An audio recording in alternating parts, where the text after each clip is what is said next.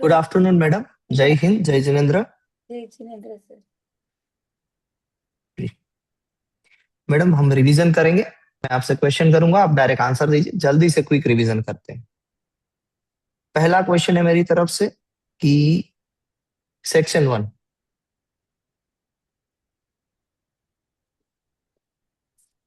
Okay, you're asking me section 1 में क्या है? Sorry sir. Hmm.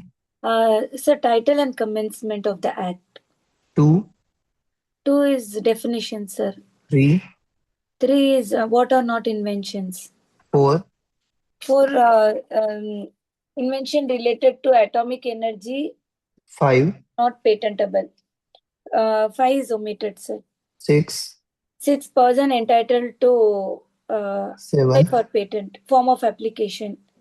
7, 7 form of application. हाँ 8, 8 this one statement and undertaking, information and undertaking foreign applications. 9, 9 provisional and complete specification. 10 10, contents of specification. 11, Priority dates of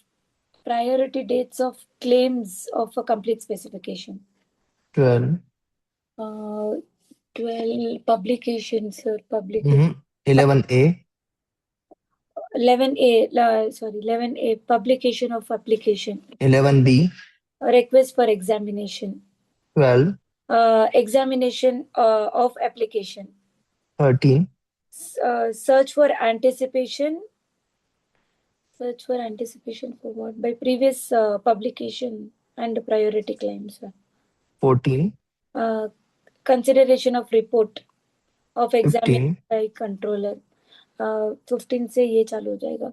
Power of controller to make order. No. Power of controller to refuse or amend the application in certain cases.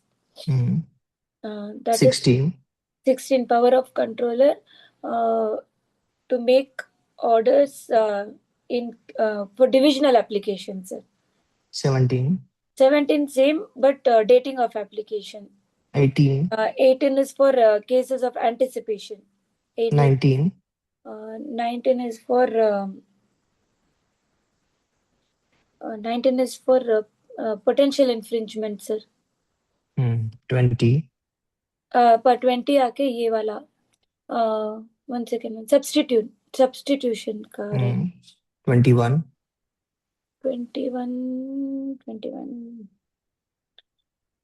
जब ये सारा हो जाएगा then it's time for putting time for putting application for grant, sir. 22, 22, 23, 24. I think these 3 are omitted, sir. 25, 25 is for opponent, pre-grant opposition and post-grant opposition. 26, 26 for in case of obtaining controller may treat. 27, Omitted, sir. And 28 mention of inventorship, sir. 29, Sir, 1 second, sir. Ji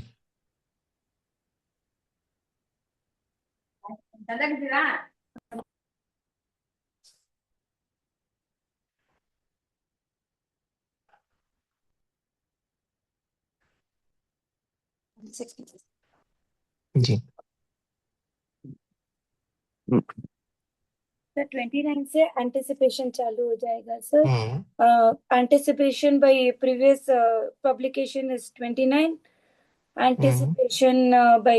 Anticipation by previous communication to government.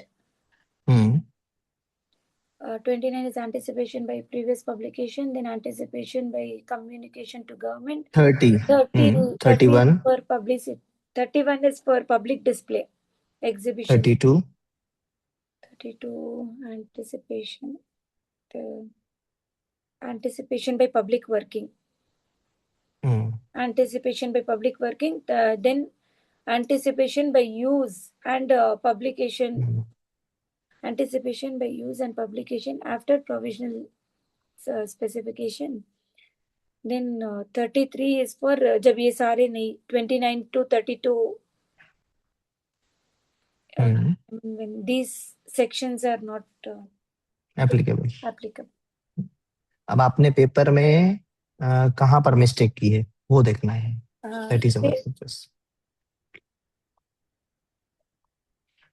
Paper 1 second question में mistake किया है sir. इसी paper में who is not considered a true and first inventor as per the act. What I wrote is the person who first reduces the invention to practice. Actually, what I thought now, who is not considered Ayana sir, so I got confused actually. एक चलिए आपके papers देखते हैं. पहले question आप बोलिएगा और हम आंसर्स करते हैं चेक. ये हो गया. आप व्हाट्सएप में आ गए और व्हाट्सएप में हमने चेक करना है आपका शीतल मैडम. Yes sir. This ये रही लिंक. लिंक में ये रहा exam 1. Okay. एग्जाम 1. एग्जाम 1 में टफ की आंसर की. ठीक है, टफ वाले लेते हैं sir first.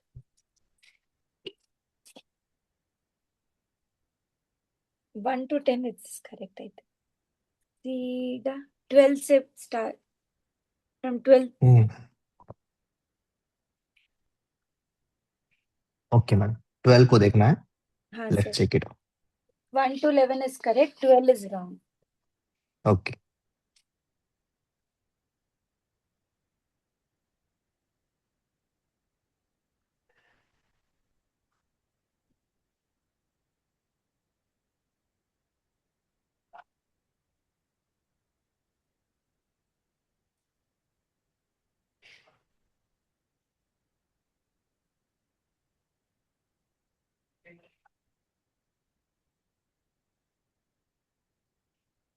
Twelve is wrong.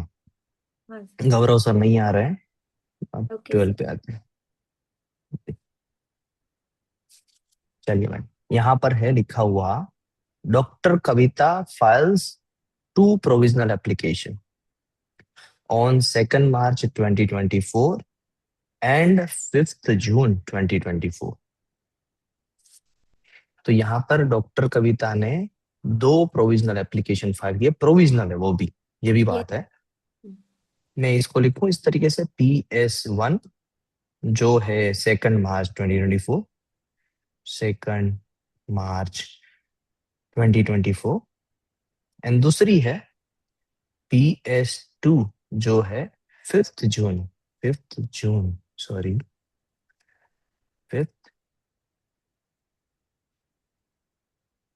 5th June 2024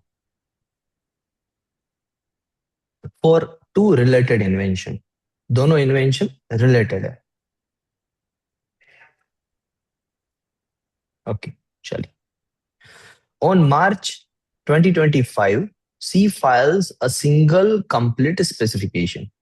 तो complete specification फाइल हुआ 1 March 2025 को. 1 March 2025 को. Yes sir. Combining both the subject matters. Okay. A claim in the complete specification is based partly on subject matter from the first and partly from the subject from the second provisional. तो जो claim है वो partially यहां से है and partially यहां से है. What is the priority date of that claim? तो इसकी प्रायोरिटी डेट कहां पर होगी? मान लीजिए मैडम पार्शियली यहां से पार्शियली यहां पर, इसका मीनिंग है कि क्लेम की बॉडी के 1 and 2 पार्ट वो यहां पर मेंशन है, 3 and 4 पार्ट वो यहां पर मेंशन है, एंड 1 2 3 4 पूरा का पूरा यहां पर मेंशन है. तो अब बताइए कंप्लीटली डिस्क्लोज कहां पर हुआ? 3 and 4 सर। यानी 5th जून। 5 जून? नहीं मैडम, देखिए 5 जून में अगर 1 2 3 4 लिखा होता ना, कंप्लीटली डिस्क्लोज देखना है आपको। वर्ड क्या है? Completely disclose. यहां पर क्या लिखा हुआ है? A claim in the complete specification, claim in a complete specification is partly on subject matter from the first and partly from the second. What is the priority of that claim? हाँ, जो complete specification है उसी में complete claim claim बना है। बाकी उसकी जो इंफॉर्मेशन है वो पार्टली यहां से ली गई है, पार्टली यहां से ली गई है। तो 5 जून कैसे होगा मैडम? समझ पा रहे? पार्टली वहां से एक पार्ट लिया गया है। दोनों भी और डिस्क्लोज नहीं है कंप्लीटली, ओनली कंप्लीट स्पेसिफिकेशन में पूरा डिस्क्लोज्ड है। True. So the priority claim will be 1 March sir, 1st March। Yes madam. Okay, but यहाँ पे बी लिखा हुआ था sir.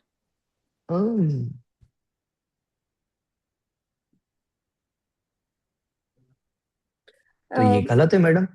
The actually complete specification is based on partly on subject matter from the first and partly on the subject matter of the second provisional. What is the? हाँ madam सही है, सही है। My explanation is wrong. आप सही हैं, आप वही बता रहे हैं जो मैं कहना चाहता हूँ। मीन्स यही बात है, ये नहीं आएगा, क्यों नहीं आएगा? My explanation is wrong. I will correct myself. क्योंकि यहाँ पर पार्टली जो आप 1 2 ले रहे हैं और बाद में 3 4 यहाँ पर डिस्क्लोज कर रहे हैं, तो जो प्रोविजनल 2 होगा ना, वो कहीं ना कहीं प्रोविजनल 1 की प्रायोरिटी रखता है। समझ आ रही है बात मैडम? तो ये दोनों प्रोविजनल को मिला के ही तो कंप्लीट स्पेसिफिकेशन बना है। यानी यहाँ पर सारा डिस्क्लोजर हो गया, इसके बाद कोई नई इंफॉर्मेशन ऐड नहीं हुई है, इसलिए आएगा 5 जून। मैंने एक्चुअली ये लिखा था sir 2nd March। I thought the first priority claim इसके लिए। 2 मार्च तो कहां से आएगा मैडम? नहीं नहीं, सेकंड, वो वाला मतलब। वो 2 मार्च 2024 हाँ हाँ। नहीं, जहां पर वो कंप्लीटली डिस्क्लोज होता है वो आता है। Okay okay sir, now understood.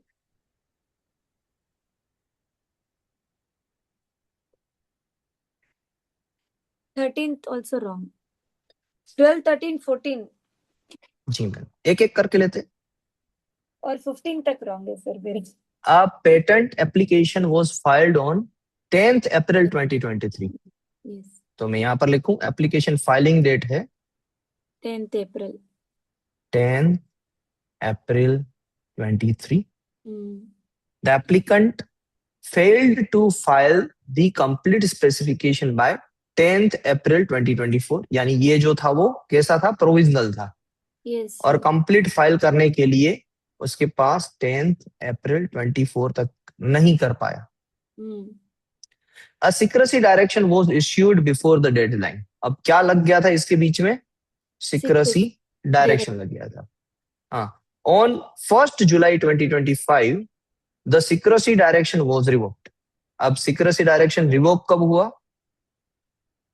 July 1 July 25। Which of the following is true? पहला है the application will be published immediately after revocation of secrecy direction. Revocation के बाद पब्लिश हो सकती है? पहले तो ये सोचिए, यस और नो। रिवोकेशन के बाद, ड्यूरिंग द रिवोकेशन हो सकती है या रिवोकेशन के बाद? आप जब बोलते हैं कि पब्लिकेशन को रिस्ट्रिक्ट किया जाएगा, तो क्या वो ड्यूरिंग रिवोकेशन है या फिर रिवोकेशन के बाद की बात है? सर रिवोकेशन के बाद पब्लिकेशन हो सकती है, बट हाँ इट विल नॉट कि ना इमीडिएटली कर दे कि रिवोकेशन। हाँ, क्यों क्यों क्यों नहीं करेगा? क्यों नहीं करेगा? एक चीज उसको रोकेगी, वो क्या होगी? Sir complete specification first thing तो पूरा फाइल। आप वो वहां पर आइए, 11A को रिकॉल कीजिए कि वहां पर अगर फॉर्म नंबर 9 फाइल नहीं किया गया है तो कितने महीने में पब्लिकेशन होगा? After 18 months। और मान लीजिए कि सिक्रेसी डायरेक्शन रिवोक हो चुकी है विद इन 18 मंथ। सॉरी 16 कहां से है? 18 मंथ मैडम। हाँ 18 months ही बोला था सर। हाँ, तो 18 मंथ्स के अंदर सिक्रेसी डायरेक्शन रिवोक हो चुकी है पहले से ही।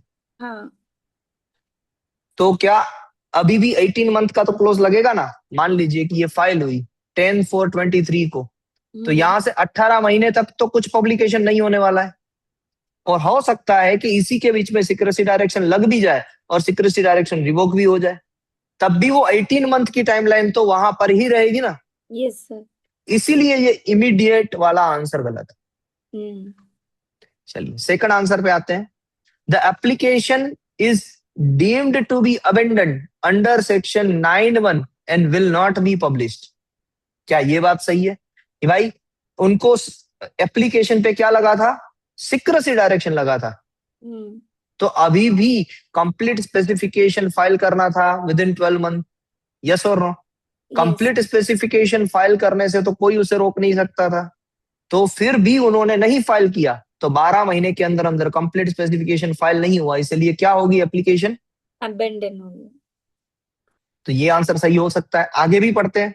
हम्म। See, the controller will retroactively consider the application active. यानी कंट्रोलर ये मानेगा कि 12 महीने में तो सिक्रेसी डायरेक्शन लगा था, इसीलिए एप्लीकेंट ने कंप्लीट स्पेसिफिकेशन फाइल नहीं किया, ऐसा क्या मानेगा कंट्रोलर? ऐसा नहीं। कहीं पर भी लिखा हुआ है सेक्शन 9 में? नहीं सर। नहीं है, तो ये नहीं होगा। D, the application is revise. Revived upon revocation of secrecy order. यानी सिक्रेसी डायरेक्शन निकल जाएगी, तो ऐसा सिक्रेसी डायरेक्शन, या कहीं पर भी आपने देखा 11 है 11B में क्लोज के, अगर सिक्रेसी डायरेक्शन निकल गई तो फिर वापस वो एप्लीकेशन जाग जाएगी, मैं वापस वही रिवाइव हो लिखी, जाएगी। तेरे से नहीं होना चाहिए, but I wrote that only. हाँ, तो that's why this answer is correct. And any doubt? No, no doubt sir. The basic thing is अगर कंप्लीट स्पेसिफिकेशन उसने नहीं फाइल किया तो it's going to be abandon. Yes.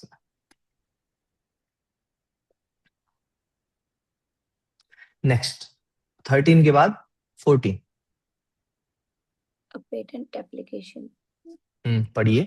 A patent सही है। application is filed on 15th May 2024. रुकिएगा, फिर हम लिखते हैं यहाँ पर फाइल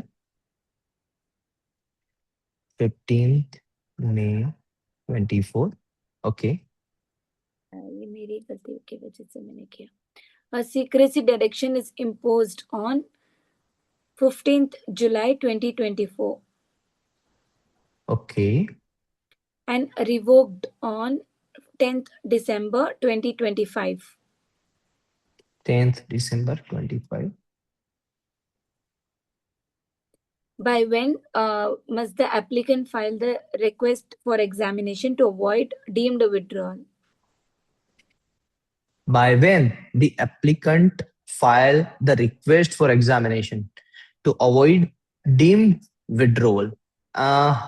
पहले आपको मैंने ये बताया था कि सिक्रेसी डायरेक्शन अगर रिवोक होती है तो उस केस में भी जो फर्दर फाइलिंग है डिविजनल का, वैसा ही केस लगता है। ये मैंने क्या आपको बताया था at the time of teaching 11B के request for examination in case of secrecy direction कैसे लगाते हैं। चलिए कोई बात नहीं, अभी अभी मैं आपको बताता हूँ, रुकिए रुकिए। यही बात होती है ना, छोटी छोटी बातें रह जाती है। सिक्रेसी डायरेक्शन जब भी रिवोक होता है, सिक्रेसी डायरेक्शन जब भी रिवोक होता है, तो वहां से 6 महीने में, विद इन 6 मंथ, और प्रायोरिटी डेट से 31 मंथ में क्या फाइल करना होता है? Form Request. Number 18, request for examination. Same वही जो हम डिविजनल एप्लीकेशन में करते आ रहे हैं, वही वाला फॉर्मूला यहां पर एप्लीकेबल होगा। Okay okay sir. अब इसमें भी ये जो 31 मंथ है, वो 31 मंथ क्यों लगेंगे? क्योंकि एप्लीकेशन अगर 15 मार्च 2024 के बाद में फाइल हुई है, तो अगर उससे पहले है तो 31 की जगह पर क्या आएगा? 48 मंथ्स हो जाएगा। 48 मंथ। तो हमारा तो फॉर्चुनेटली 15 मई है, यानी हम उसके बाद की बात कर रहे हैं, उससे पहले की नहीं। करेक्ट। अब इसका आंसर समझिए कि क्या होगा।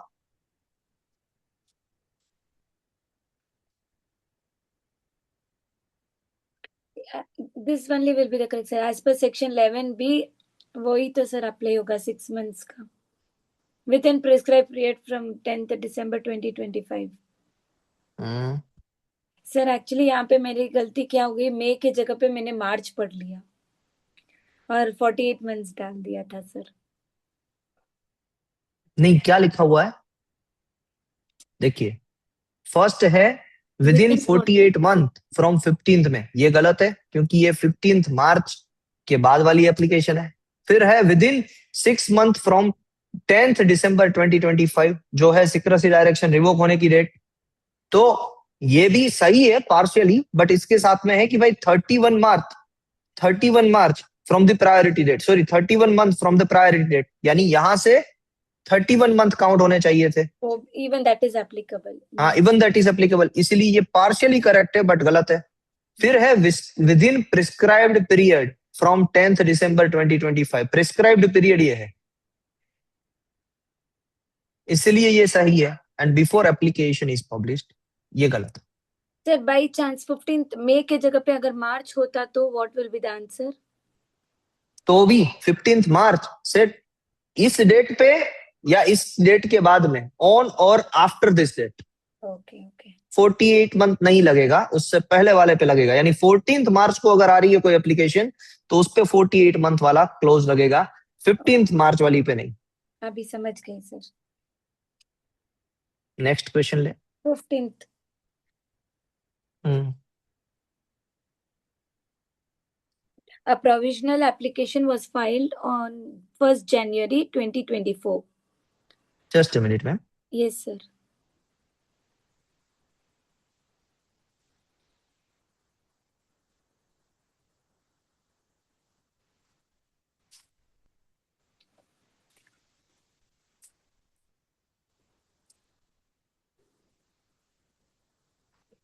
A provisional application was filed on 1st January 2024.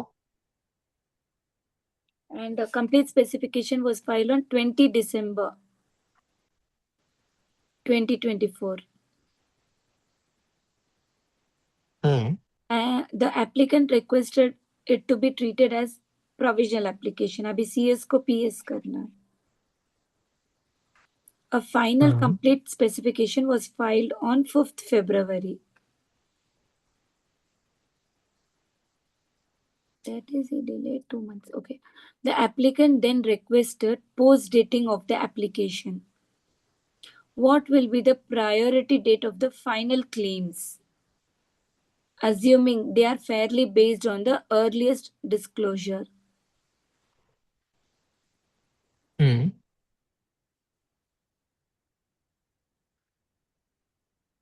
Sir, जी बोलिए।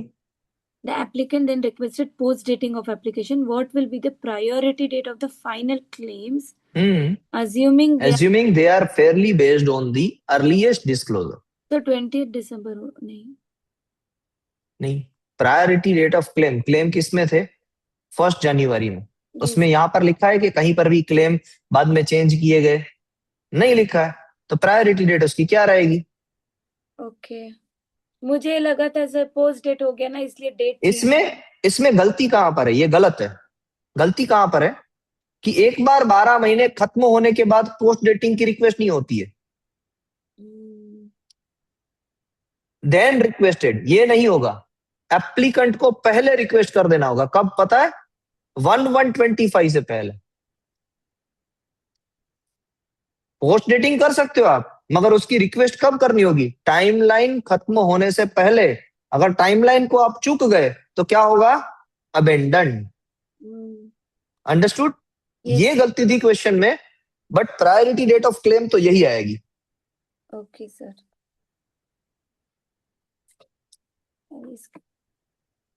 After this, 18th question.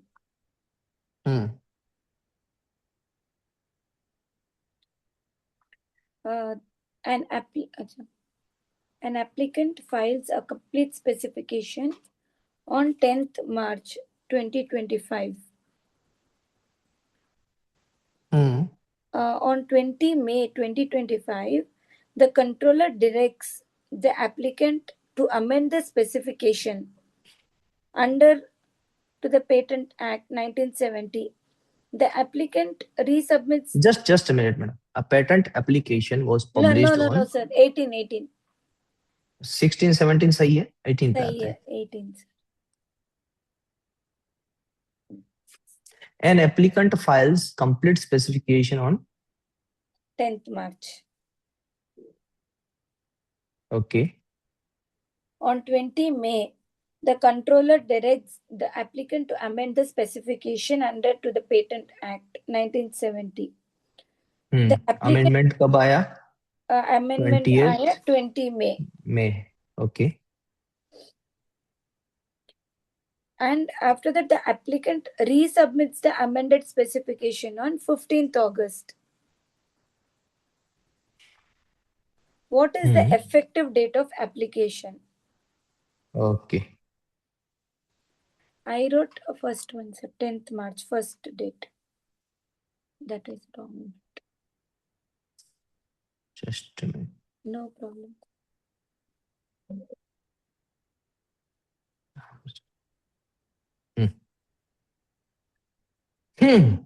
तो अब बात है what is the effective date of the application. अब मैडम इसमें हम सेक्शन 17 का सब क्लोज 2 पढ़ेंगे। बेयर एक्ट को निकालिए और सेक्शन 17 का सब क्लोज 2 देखिए।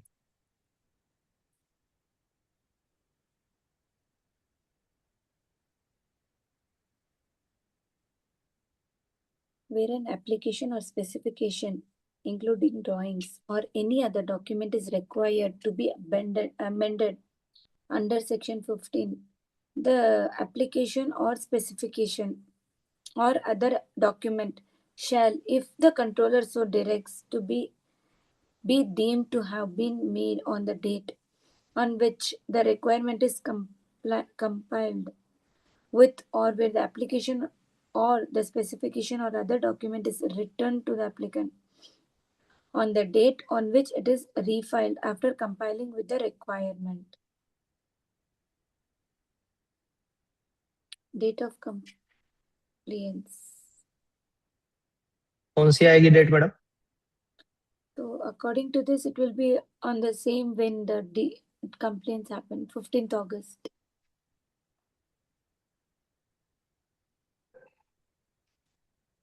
I got confused with the 10th March. 10th मार्च आपने ये लिखी थी। Yes, sir. तो ऐसे कभी भी अमेंडमेंट आती है तो वहां पर रीसबमिशन की डेट आएगी। चलिए फिर नेक्स्ट। नेक्स्ट 19। नहीं सर, वो सब सही है सर। 19 से लेके तो सब सही है, सीधा 26।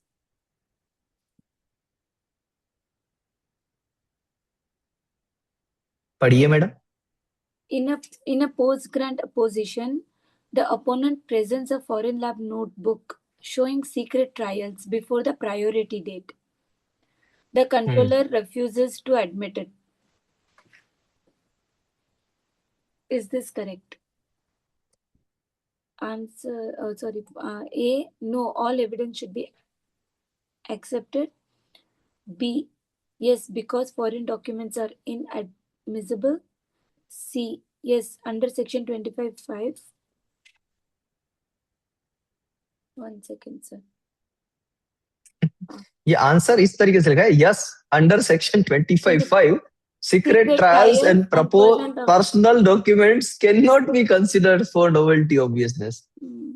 I wrote D. It cannot be considered. Yeah.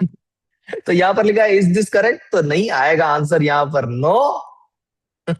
What और बाद में लिखा होगा D लिखा था सर, मैंने D लिखा था। तो ये सही है आपका मैडम, इसको सही कर दीजिए। ये आपने अगर डी लिखा है तो इसको मैं सही मानता हूँ। Oh, then okay, I'm happy. So D is correct, sir. D is perfectly correct. अगर C को करेक्ट होना है तो आगे नो लिखना पड़ेगा, फिर जाके वो सही हो सकता है। ओके सर, मैंने D लिखा था सर इसमें। जी सही है मैडम, आप सही कर दीजिए। I got 35. फिर 28. If the opponent had already filed a separate patent application for the invention found to have been... If opponent had already filed a separate patent application for the invention found to have been obtained by the patentee. How इसका मतलब if the opponent already file, मतलब अगर opponent ने already अलग से application file कर दिया उसकी खुद के इन्वेंशन का, which is obtained by the patentee, जो पेटेंटी से मिलता है ना sir, may be wrongfully obtained होगा पेटेंटी का और उससे इसको मिल गया फॉर्म 12 डाल के या what ever. How does to the Patent Act 1970 affects the opponent's filing? Opponent's filing. The opponent had already filed a separate patent application for the invention found to have been obtained by the patentee. यानी कोई एक पेटेंटी है Correct, जिसकी application, जिसकी patent है, sir आप मुझे उसकी यस सर, आपने ये बात बताई थी कि ना ये वाला प्रायोरिटी क्लेम पेटेंटी का जो एप्लीकेशन होगा उधर से ही मैच होगा. अब मुझे समझ आ गया सर, आपने ये बात सिखाई भी थी. Maybe while reading, no, I was not able to understand. हाँ होता है. But now I can. Connect, I not can able to connect. not able to connect. आप समझ इसको, इसे मिस्टेक कहते हैं, इसे कॉन्सेप्चुअल क्लियरिटी बोलते हैं, मगर मिस्टेक हो जाती है ऐसी कभी कभी. तब बहुत सारी चीजें पढ़ते हैं ना तो माइंड होता है. डोनेशन तो मैडम रहेगा ही रहेगा. एग्जाम में आप मान लीजिए कि आप 8 to 9 मार्क्स डोनेट करके आएंगे. कितने मार्क्स?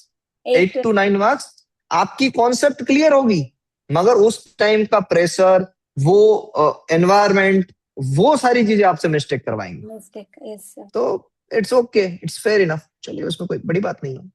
Then फिर next see the after 28 34 sir. 34. Yeah. ठीक है, ये रहा 34. लेट्स सी 34 में क्या बात है. A complete specification is filed in India based on the convention application. The invention was published after the foreign filing. The complete specification is filed in India based on convention application. The invention was published after foreign filing. What does the Patent Act 1970 says? Sir, maybe अभी मुझे After, समझ आ गई sir. ये मैं even this no now I understood. Madam हाँ क्योंकि ये वाला of course it will not be treated as anticipated. Anticipation. Mistake है ही नहीं, मैंने the invention is anticipated डाल दिया. हाँ, मगर कब इसको एंटिसिपेशन माना जाएगा? अगर यहाँ पर लिखा होता कि भाई वो 12 महीने के अंदर अंदर फाइल नहीं करते हैं, तो वो एंटिसिपेशन में आएगा. तो वो ओपोजिशन का ग्राउंड भी बनेगा.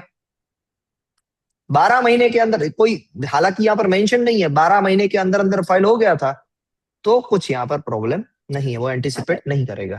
Correct sir, this I understood. 35. चलिए. A controller finds a publication that falls under to the Patent Act 1970. Can he reject the application on this basis? Yes, it is a public disclosure. No, if the applicant has delayed filing. No, Section 34 protects disclosures under Section 29 to 32. Yes, unless it was published in India. ये नहीं समझ आई sir. A controller finds a publication that falls under to the Patent Act. कोई भी एक publication है जो patent act के अंदर आता है और उसको मिला, कंट्रोलर को मिला. Can he reject the application on this basis? यानी आपकी एप्लीकेशन फाइल हुई थी, मैं आपकी एप्लीकेशन को लिख रहा हूं, S1 एप्लीकेशन फाइल हुई थी मान लीजिए आज की डेट पे. आज की डेट है अपनी 23 नवंबर 2020. आज 24 है ना? 24 है सर. हाँ, 24 नवंबर 2025 को. और कंट्रोलर को आज की डेट से पहले कोई एक पब्लिकेशन मिला जो मान लीजिए कि 1 नवंबर 2025 का था. तो क्या ये एंटिसिपेशन करेगा ही करेगा? यस. जरूरी है. Yes, it is public disclosure. चलो हो सकता है, चलो इसको अभी हाँ बोलते हैं, सही आंसर है, आगे बढ़ते हैं। No, if the applicant has delayed filing, अगर एप्लीकेंट ने डिलेड भी फाइलिंग की होगी तब भी ये एंटिसिपेट तो करेगा ही करेगा, तो ये ऑप्शन तो गलत है।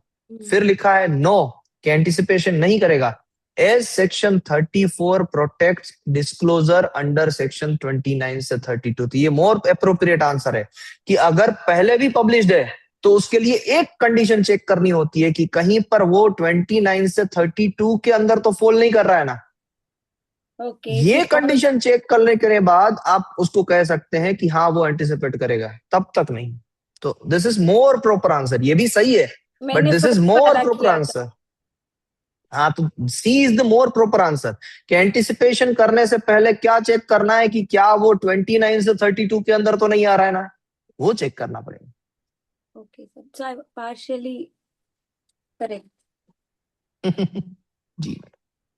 39 सर। 39 अभी करते हैं। 39, 40, 41।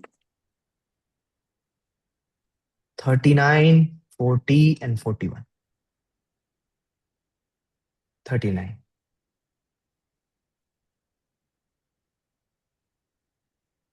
A craftsman discovers an an Ancient ancient weaving technique from a remote tribal community. Craftsman है जो एक नई टेक्निक को डिस्कवर करते हैं, किसकी क्या टेक्निक है वो?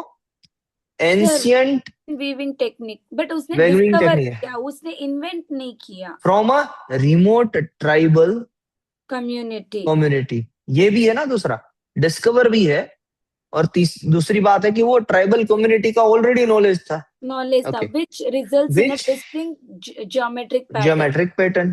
Okay, this this pattern pattern has never been commercially applied to to the modern text. modern textile. अब अभी यहां से हमें ये पैटर्न क्या समझ नहीं। में आना चाहिए कि ये किसका क्वेश्चन है, डिजाइन का या फिर डिजाइन, पेटेंट का? Design, okay, design. तो हम डिजाइन में पेटेंट के ग्राउंड बीच में नहीं ऐड करेंगे, यानी डिजाइन में सेक्शन 3 नहीं है, non patentability.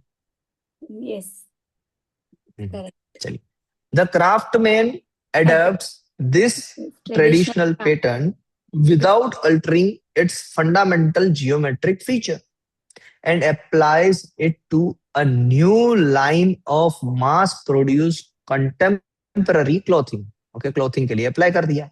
He then seek to register this adapted pattern as a design. तो अब क्या हो सकता है उस पे? जी, it is not original because it is old pattern from originating from a tribal community, community, not the not. craftsman. नहीं, उसने चेंजेस किए हैं तो वो पेट यानी डिजाइनेबल होगी ही।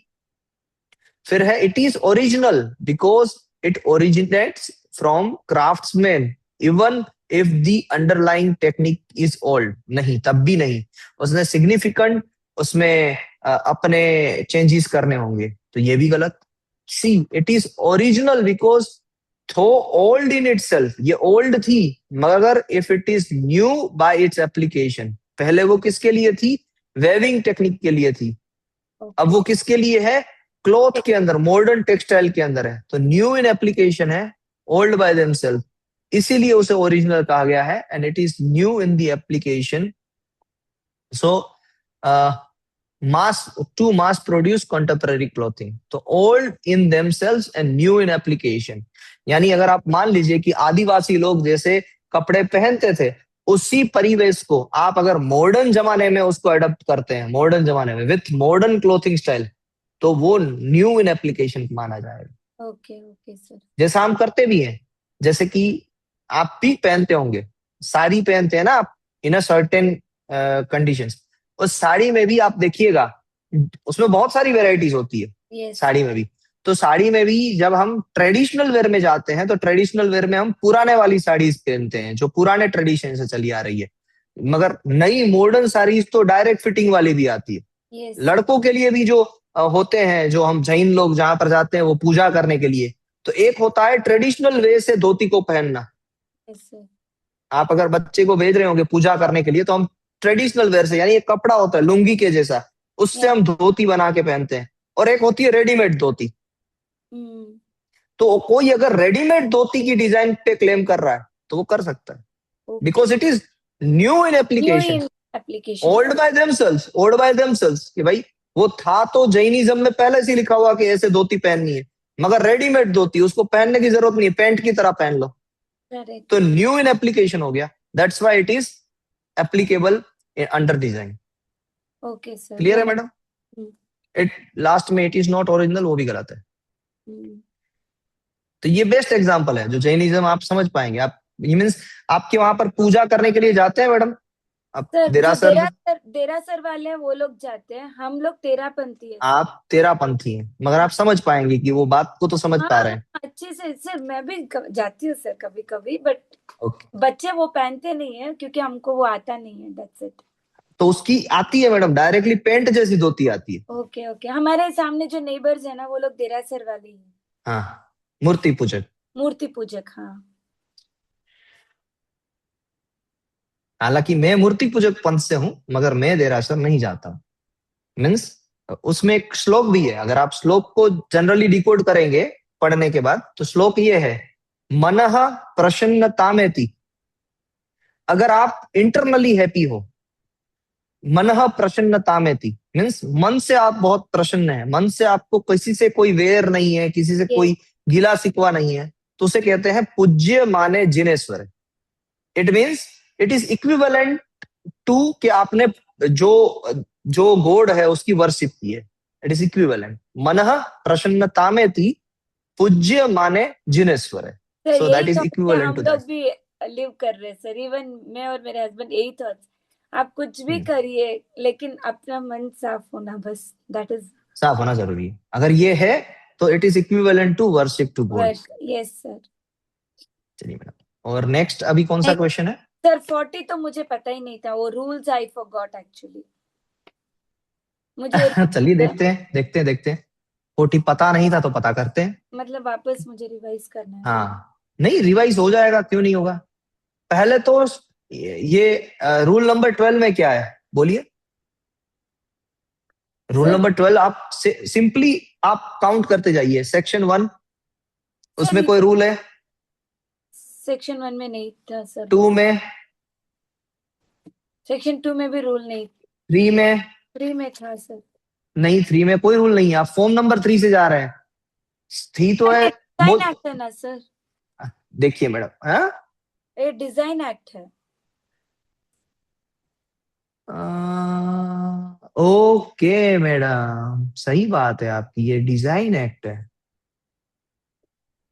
Okay okay okay okay okay. हाँ तो मैडम ये तो पढ़ाया ही नहीं है, हम पढ़ेंगे उसके बाद में हम इसको कंक्लूड करेंगे। अभी के लिए ये क्वेश्चन आपके लिए नहीं था, फिर भी इसका आंसर समझ लीजिए, 1 का सी। तो prescribed from with representation and fees, वो आता है रूल 11 जो आता है सेक्शन 5 के अंदर। दूसरा, स्टेटमेंट ऑफ नोवेल्टी, मैंने सेक्शन 5 के अंदर आपको सिर्फ बताया होगा form number, sorry rule number 18 अभी तक, मगर रूल नंबर 11 से 21 सभी आते हैं सेक्शन 5 में, और कैसे वो मैं बताऊंगा। हाँ जी sir. Statement of novelty, okay, 2A, वो आता है रूल नंबर 12 में। फिर आता है submission of additional copies of specimen if required, वो भी 11। ओके, सी में, डी में 3D, वो आता है रूल 13 में भी। ओके, एंड लास्ट में आता है representation of standards and figure views, वो आता है रूल नंबर 14 में। ओके, डिजाइन का है, तो ये 3 मार्क्स आप ग्रेसिंग ले लीजिए अभी, क्योंकि ये पूरा डिजाइन का रूल चलेगा और तभी आपको क्लियर होगा। सो फॉर दिस पर्पज ये 3 मार्क आपके ग्रेसिंग और बढ़ेंगे, जो भी है पॉइंट उसमें। नेक्स्ट कौन सा था madam? Next 41 sir. 41। Okay, assertion and assertion, मैं पढ़ती हूँ। The controller may refuse to register a design even if the application fulfills all formalities.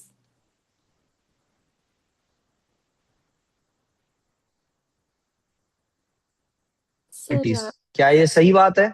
कर सकते हैं कि नहीं कर सकते हैं? कर सकते हैं सर। कैसे? वो नहीं कर सकते सर। नहीं नहीं, कर सकते हैं, कैसे कर सकते हैं? कर सकते हैं तो फिर उसका आंसर है यहाँ पर देखिए, the controller has discretionary power under section 5 to reject design on a moral grounds as well. Okay, if it is scandalous. वो तो ग्राउंड है ही, उसके अलावा भी मोरल ग्राउंड है जिसका आपको रिलेवेंस मिलेगा सेक्शन नंबर,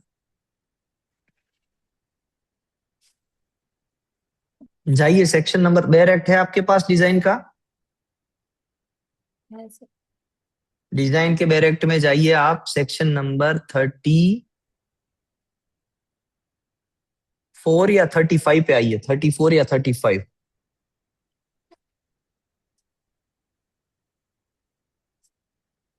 यानी ये भी आंसर अगर आपको नहीं आ रहा है तो आपकी गलती नहीं है वहां पर भी,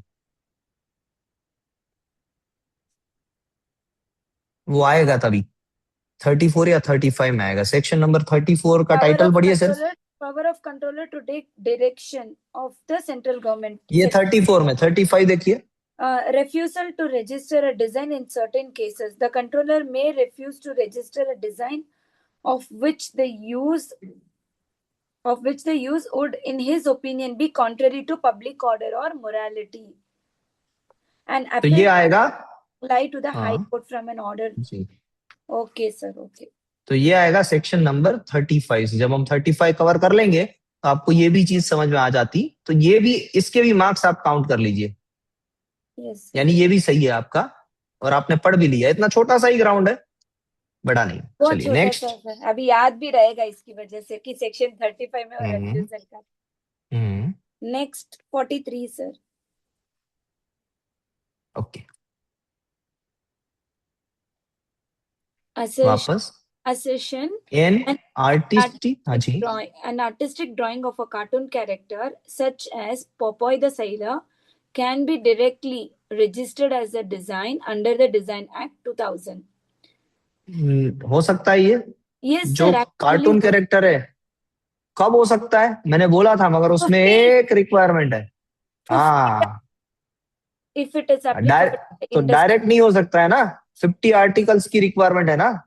मुझे क्या लगा ना sir, this is Popeye the Sailor is very common, so it will be there like वो that. कॉपीराइट में आएगा, कॉपीराइट में आएगा। डिजाइन तब होगा जब वो 50 आर्टिकल के ऊपर लगे, यानी असर्शन गलत है। चलिए रीजन पे आते हैं, फिर क्या है? The Design Act requires a design to be applied to an article by an industrial process and that drawings alone are generally protected. ये करेक्ट है, अंडर कॉपीराइट करेक्ट है, बट कब? 50 आर्टिकल। यस सर, इसीलिए ये गलत है। यानी okay, reason true है, चलो उसमें आर्टिकल को ना गिनते हुए रीजन को ट्रू लिखा है, मगर मेरी तरफ से तो ये भी गलत है। अगर ये 50 आर्टिकल्स की कहीं लिमिट नहीं है, बट हाँ पार्शियली सही है। पार्शियली सही किस तरीके से है कि वो बोल रहे हैं कि भाई डिजाइन और कॉपीराइट में डिफरेंस क्या है, article is the difference. Correct? या so D answer is correct जी, डी आंसर इज करेक्ट, क्योंकि रीजन वैसे करेक्ट है मगर एसर्शन के टर्म्स में करेक्ट नहीं है। It is not correct in the explanation way, but generally it is correct. जी। 44 is also wrong. स्टेटमेंट है Copyright under the Design Act means the exclusive right to apply a design to any article, regardless of the class in which it is registered. Copyright under the Design Act means the exclusive right to apply a design to any article regardless, यानी class उसका कोई नहीं होना चाहिए, in which it is registered। क्या ऐसा है कि हम क्लास के अंदर ही कॉपीराइट को रजिस्टर करते हैं? मैंने कहा था ना आपको कि ये आप जब फाइल करेंगे तो आपको क्या देना पड़ेगा? क्लास, वो जो आपने 6, 7। तो रिगार्डलेस ऑफ क्लास नहीं हो सकता है। अगर जब आप डिजाइन को अप्लाई करते हैं तो क्लास उसका मेंशन करना मैंडेटरी है। समझ गए sir. Next, statement B. A mode or principle of construction is included within the definition of design under the act. 4 चीजें हैं जो डेफिनेशन में नहीं आती है, वो कौन कौन सी? Sir, trademark, copyright, mode of this principle of construction and mechanism. तो ये इंक्लूड नहीं है, इसीलिए ये भी गलत है. Both are false. Both are false. Next. Next, 46. 46, 48, that's all. Mr. Jayant rediscovers an ancient artistic artistic motif from a forgotten motif from a forgotten civilization. civilization that has no. no record of prior commercial use in any country. Mister Jayant, He नहीं उस पर रुकिए, ये क्या कहना चाहता है उसको पहले समझिए. मिस्टर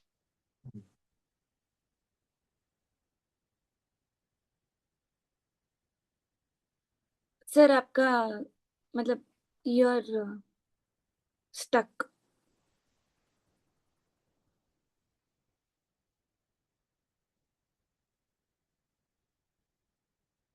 सर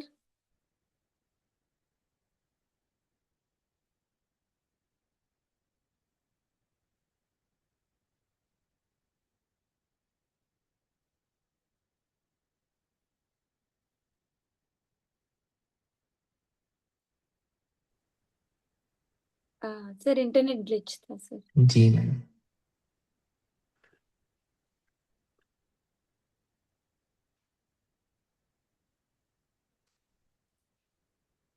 ओके मैडम, आगे बढ़िए यहाँ पर. ही रीडिस्कवर, पहले तो इसने रीडिस्कवर किया एंशियंट आर्टिस्टिक मोटिव जो सिविलाइजेशन ऑलरेडी भूल चुके हैं. And as no record of prior commercial use in any country. Nobody has used it.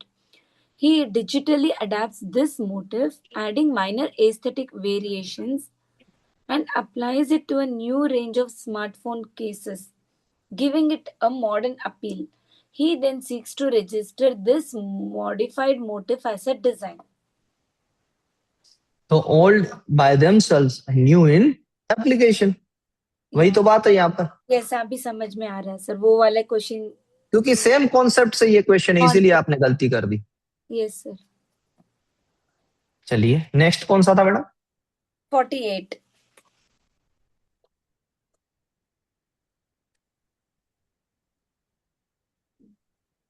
During examination, the controller finds that the applicant's invention cannot be performed without substantial risk of infringing a previously granted patent. यानी ये कौन सी बात हो रही है, कौन से section की बात हो रही है? इतना पढ़ने के बाद आपको स्ट्राइक होना चाहिए. Yes, sir. The controller finds that the applicant's invention cannot be performed. Okay, he cannot perform under substantial potential infringement. चलिए. Anticipation of potential infringement, sir. Next. Under Section 19(1), what is the time-bound option available to the applicant to avoid insertion of a reference to the prior patent?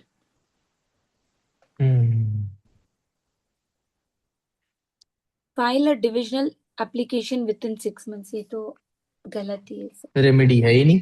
है ही नहीं. Withdraw the invention within 12 months. एक भी कोई remedy नहीं है sir. ये भी remedy नहीं है. Prove within the prescribed time that the prior claim is invalid and amend the specification. Actually मुझे ये दोनों में से confusion था कि appeal to directly to high court करूं कि ये करूं. ये दोनों में से अभी समझ गई सर. नहीं, आप अपील हाई कोर्ट में जाके भी आपका क्या अपील करेंगे, क्योंकि आपकी एप्लीकेशन में वो चीज लिखी हुई है जो पेटेंटेड में लिखा हुआ है, तो हाई कोर्ट तो आपके अगेंस्ट में डिसीजन देगा. इससे अच्छा है कि आप वो क्लेम निकाल ही दीजिए, या तो अमेंड कर दीजिए या फिर वो पेटेंट में जाके इनवैलिड करवा लीजिए. Understood sir. बस that's it sir. Okay madam. Madam हमने ड्राफ्टिंग की एक्सरसाइज कहाँ तक की थी? Sir background. जी मैडम, आगे बढ़ते हैं. 2 मिनट का ब्रेक लेते हैं मैडम. एंड 2 मिनट के ब्रेक के बाद वापस आगे बढ़ते हैं स्पेसिफिकेशन ड्राफ्टिंग पे. सर एक्चुअली इसके लिए थैंक यू सर. ये किसके लिए? इसकी वजह से बहुत कुछ समझ आ गया सर। हाँ हाँ मैडम, और वो भी करेंगे। आपने जैसे कहा था ना, अभी क्या है कि थोड़ा सा एक्सपेडाइट करना है, चीजों को एक्सेलरेट करनी है। तो एक बार सिलेबस कंप्लीट हो जाएगा, फिर हम बहुत सारे एमसीक्यूज की भी प्रैक्टिस करेंगे। ऐसा नहीं है कि वो नहीं करेंगे। जो मैं जिस तरीके से आपने मुझे देख के यहाँ पर आए हैं, वो टेक्निक भी है यहाँ पर, मगर थोड़ा सा भी कंटेंट ज्यादा है वहां से। आपने अगर वो वीडियो देखा होगा और यहाँ पर जो पढ़ाया जा रहा है, उसमें बहुत वेरिएशंस है। Yes sir. सो कंटेंट भी ज्यादा है, नॉलेज भी ज्यादा है। तब से यहाँ तक पढ़ा रहा हूँ, 2018 से लेके आज 2026 से, तो 8 वर्ष का कंक्लूजन मैं आपको दे रहा हूँ। Yes so yes. That's why ये टेक्निक से हम आगे बढ़ रहे हैं। बट इसका मतलब ये नहीं है कि हम एमसीक्यूज नहीं करेंगे, करेंगे, बहुत सारे एमसीक्यूज करेंगे। जी। Okay. Okay, will take a break. Ji.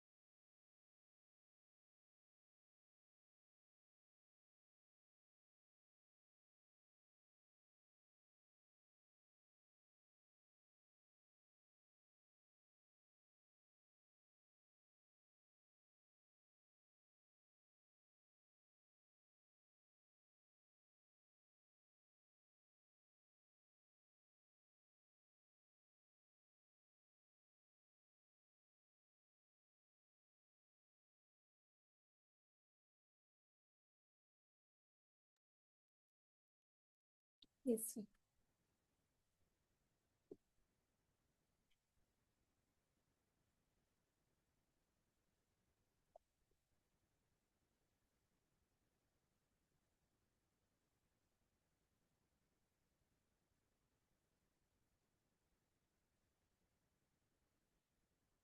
Sir Gaurav sir ने भी एग्जाम लिख लिया।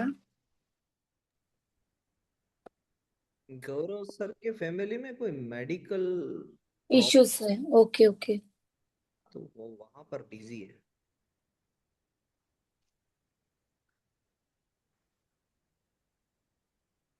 इसीलिए मैं मैडम आपसे भी पहली बार बात की थी, मैंने एक ही चीज आपको कही थी ना, बस बीमार मत होइएगा। That is the most important thing sir. और वो चीज अगर नहीं संभलती, दो चीज होती है, एक तो हर संडे को मुझे डर लगता है, मैं प्रे करता हूं, आप मानेंगे नहीं, मैं प्रे करता हूँ, लिटरली मैं प्रे करता हूँ कि जो भी पर्सन है उनके दिमाग में ये ना जाए कि मैं गर्म खाने के ऊपर ठंडा खाना खा लूं, कोल्ड। असद गर्मी होने की वजह से मैं आइसक्रीम खाती नहीं हूँ सर। आइसक्रीम नहीं खाते हैं तो कोल्ड ड्रिंक, नहीं, no cold drink, no sugar. Carbohydrates भी नहीं, शुगर भी नहीं। शुगर आइटम्स नहीं खाती हूँ सर बेसिकली। ओके, तो फिर sugar free cold drinks. Weight बढ़ने आप की वजह से नहीं खाती हूँ सर। वेट बढ़ने की वजह से आप शुगर वाली कोई आइटम्स, शुगर फ्री वाली भी आइटम्स नहीं खाते, तो फिर खाते क्या है? तो फिर ऐसे तो जिंदगी थोड़ी ना जी जाती है। रेयर सर, कभी मतलब बहुत ऐसे आप संडे को बाहर तो जाते होंगे ना खाना खाने? नहीं, अब जाते हैं, अवॉइड ही करते हैं सर मोस्टली। अवॉइड, तो संडे को क्या करते हैं आप? हम लोग मूवी देखते हैं सर, और भेल वेल चाट के लिए जाते हैं बाहर। चाट खाते हैं, और कुछ नहीं? और कब चाट में तो वही होता है, पुदीने की चटनी होती है चाट, हाँ चाट में खजूर की चटनी तो होती है, होती है सर और बस। खजूर की चटनी में तो शुगर ही शुगर होता एक्चुअली है, वो कोई ऐसे ही नहीं बनाते। हम लोग पहले जाते थे सर, फिर हम लोगों ने डिसाइड किया कि थोड़ा डाइट पे फोकस करेंगे, तो हम लोग ज्यादा मिलेट्स मगर वैसे। चीट डे तो होता है सभी का मैडम, चीट डे तो होता है, किसी सर दिन तो खाना चीट होता है। भी देखो सर, फ्राइडे शादी एक अटेंड करनी है इवनिंग। तो वहां पर गुलाब जामुन खाएंगे, रसगुल्ला खाएंगे, वहां मैं पर जो होगा वो तभी भी नहीं खाएंगे। खाती हूँ सर, तभी भी मैं बहुत सोच समझ के खाती हूँ, like once in a while. अरे मैडम, ये भी क्या जीना हुआ? ये मैं तो सभी को बोलता हूँ कि आप एग्जामिनेशन तक ऐसा करिए, एग्जामिनेशन के बाद दम के खाइए, जम लगा के खाइए। खाइए, खाने से तो बहुत अच्छी चीज है, खाना जितना जिंदगी में है वो सबसे प्यारी चीज। मेरे मैडम देखो, मेरा ये सिंपल सा मानना है, मैरिज नहीं हुआ है तब तक वो बॉडी बनानी, मेंटेन करना, वो मेरी खुद की फिलोसॉफी है, वो बरोबर है कि चलो एक अच्छा सा पर्सन हमें मिले, जो इम्प्रेशन हो वो रहे, वो एक्स वाई जेड रहता है। एक बार शादी हो गई, फिर कोई ना कोई ये इंटरेस्ट होना चाहिए, ना वो चीज हमें करनी भी है, फिर किसके लिए बना रहे हैं बॉडी? फिर अपने लिए जियो, फिर खाओ पियो मौज करो। सर मैं बहुत फिटनेस फ्रीक हूँ सर। फिटनेस फ्रीक होना जरूरी है, मगर हेल्दी रहने के लिए, ये इट मीन्स आप कैसे कहूँ, आप किसी के बारे में बुरा ना सोचे और साथ में कोई आपका बुरा ना कर जाए, मीन्स डिफेंस पर्पस के लिए फिट होना होता है। यस। फिर मुझे नहीं लगता, मैं तो नहीं करता हूँ, बाकी सभी लोगों की फिलोसॉफी है। मैं तो नहीं करता हूँ, मुझसे होता भी नहीं है ज्यादा काम। यानी ये कोई मुझे अगर सामने बहुत अच्छी अच्छी चीजें रख दे और मुझे ये कहे कि तुझे क्या करना है, खाना है या फिर अपनी बॉडी को मेंटेन करना है, मैं बॉडी को मेंटेन करने की बात छोड़ दूंगा, भाई खाना है अब तो। जिंदगी एक बार मिली है, खाएंगे नहीं तो क्या करेंगे? सर आप बिलीव नहीं करेंगे, 15-20 फ्रेश रसगुल्ला आए हमारे घर पे, ठीक है, हम्म। दिवाली पे। मतलब that is the best rasgulla हाँ, और बैंगलोर। कोई उसको आई खाता डिडंट नहीं। Even touch one rasgulla in that. Okay, आप नहीं खाते हैं, अब मुझे मैं पता नहीं चला, खाती, इट मेरे मीन्स बच्चे खाते हैं सर। आपके हस्बैंड और आपके बेटे खाते हैं। सब खाते हैं सर, मेरे हस्बैंड नहीं खाना, इसलिए मैं उसके पहले ही रवाना कर देती हूँ घर से। अरे मत कीजिए मैडम, ऐसा क्यों कर रहे हैं? हमारे जैसे लोगों के बारे में सोचिए, फिर ऐसा नहीं कर रहे। फिर बोलेंगे कि एसिडिटी हो गया, ये हो गया, वो हो गया, मुझे वो सब रामायण नहीं सुननी है। सही बात है, ऐसे होना चाहिए। वैसे मैं गलत हूँ इस जगह पर, मुझे पता है कि आई एम रॉन्ग, बट मुझसे कंट्रोल नहीं होता है, मैं तो बोल देता हूँ सामने से कि खाना सर पीना आप हो। पान भी कप शुगर मत खाइए सर, और सिर्फ मिलेट्स खाइए, कितना बॉडी में फर्क। मैडम, अगर मैं 1 वीक शुगर नहीं खाऊंगा ना, तो जिस पर्पस की वजह से आपने ये कोर्स कोर्स ज्वाइन किया है ना, अगर 1 वीक तक आप मेरी शुगर बंद कर दो, मैं इतना चिड़चिड़ा हो जाऊंगा, किसी से बात नहीं कर पाऊंगा। आपको ऐसा लगेगा कि ये कौन बंदा बैठा है, भाई कौन बैठा है? अगर यही मैडम सबसे लिटरली, अच्छा अगर है। मुझे पेपर देना है और कोई ये परमिशन दे कि तू खाते खाते पेपर देगा, तो मैं खाना साथ में लेके बैठूंगा। I am such kind of person. अगर मेरे दिमाग में वो जो शुगर जाती है ना, तभी ये वर्क करता है, ऐसा काम है। Oh nice. लेकिन बहुत मैं कॉफी खराब है। पीती हूँ सर, कॉफी पीती हूँ, मैं जरूर कॉफी पीती हूँ, कॉफी और चाय। चाय भी शुगर फ्री पीते होंगे आप, शुगर तो डालते नहीं उसमें। डालते सर क्वार्टर स्पून, लाइक एकदम मीठी मीठी नहीं। ओके। चाय कौन सी वाली पीते हैं आप, वो दूध दूध। वाली या फिर दूध। दोनों? दूध वाली। दूध वाली। तो चलो, कहीं ना कहीं वो तो चीज सही है। काफी लोग वो जो डाइट फॉलो करते हैं, वो लोग चाय भी ऐसी पीते हैं। मैं तो हाँ, एक पानी बंदे के वाली। घर पे गया, उसने मुझे चाय दी। अब बुरा भी लगेगा कि कोई कहा उसको। मैंने उनको कहा कि, फिर मैंने ऐसा कहा कि मैं चाय पीता ही नहीं हूँ जिंदगी में, ऐसा करो आप दूध लेके आ जाओ।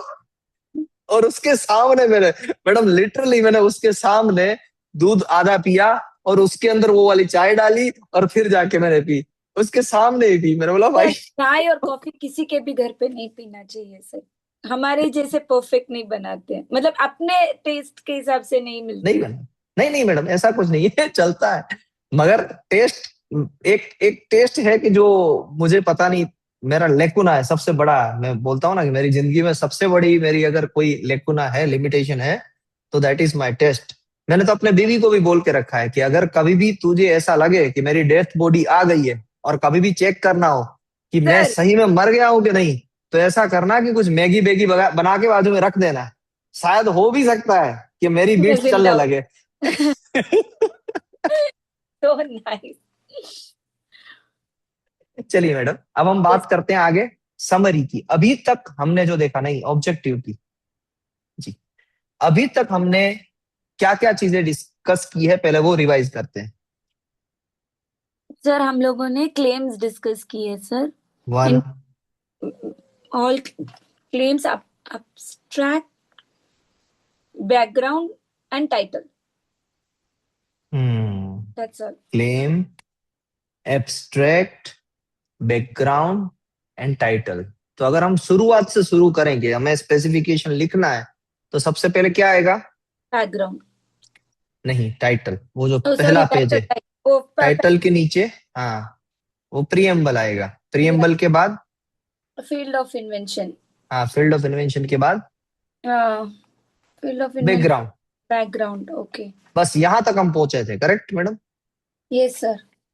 अब हम ऑब्जेक्ट के बारे में आते हैं, या ऑब्जेक्टिव ऑफ द इन्वेंशन। लिखिए, objectives of the invention.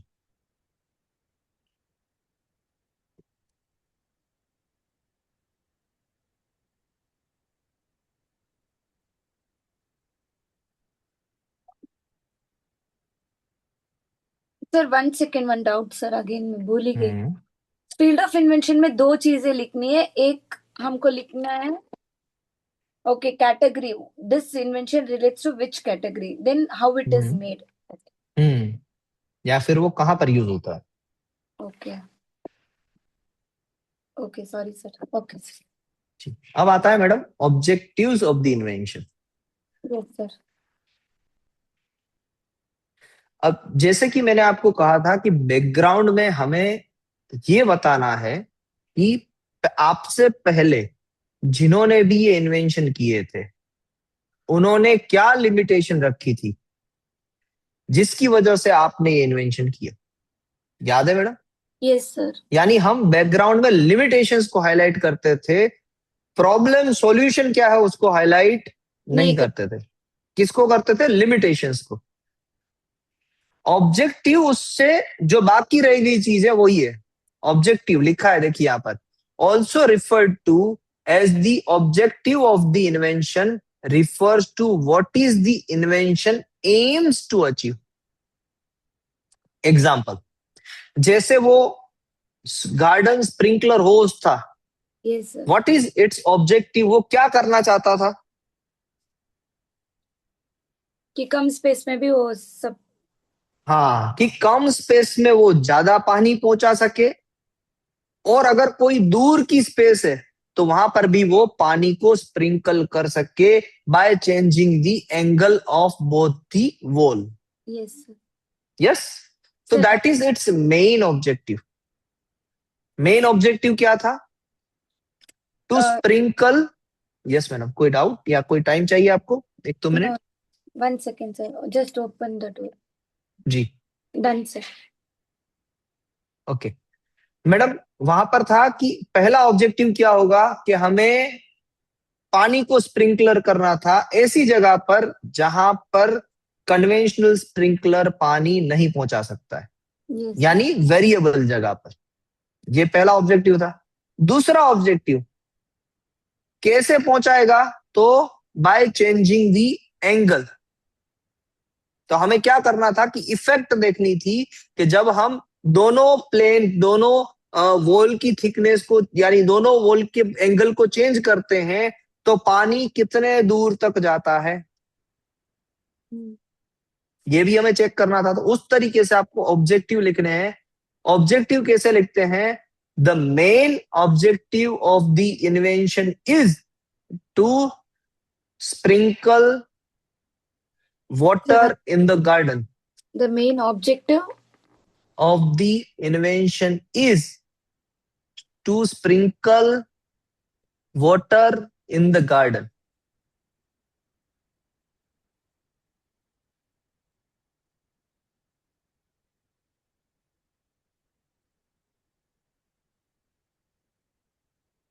Yes. Second statement, अब फुल स्टॉप आ गया। Second statement, yet another objective of the invention is, yet another objective of the invention is.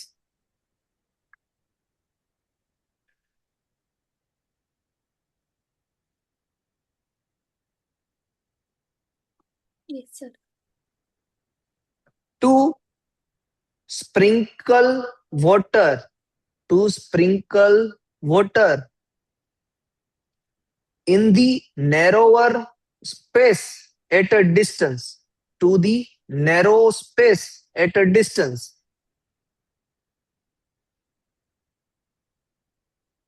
ये दूसरा ऑब्जेक्टिव आ गया। Yes, sir.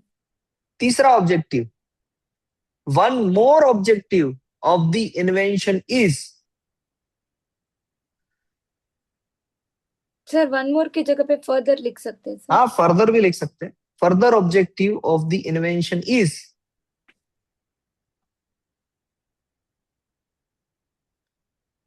To provide more quantity of water, to provide more quantity of water in the nearby area, in the nearby area.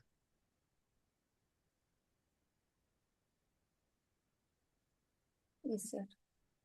तो mainly आपको समझ में आ गया कि objectives में हम उस, यानी वो पहले क्या ऑब्जेक्टिव की वजह से काम कर रहा है, क्या पर्पस को सोल्व कर रहा है, और बाद में येट अनदर ऑब्जेक्टिव या फर्दर ऑब्जेक्टिव से वो किस तरीके से वहां पर, यानी कौन सी ऑब्जेक्टिव को सेटिस्फाइड कर रहा है उसके बारे में बताएंगे।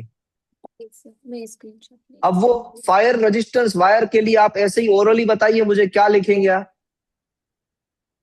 फायर रेजिस्टेंट वायर के लिए the main objective of the invention is is to is to protect wire protect from wire fire. burn, yes sir, from fire. Yes.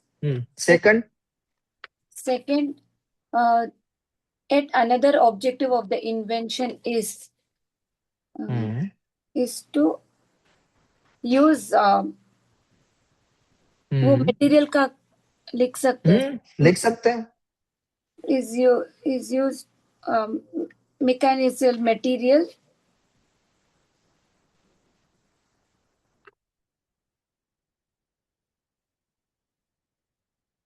for safety during fire by maintaining the electrical insulation, sir.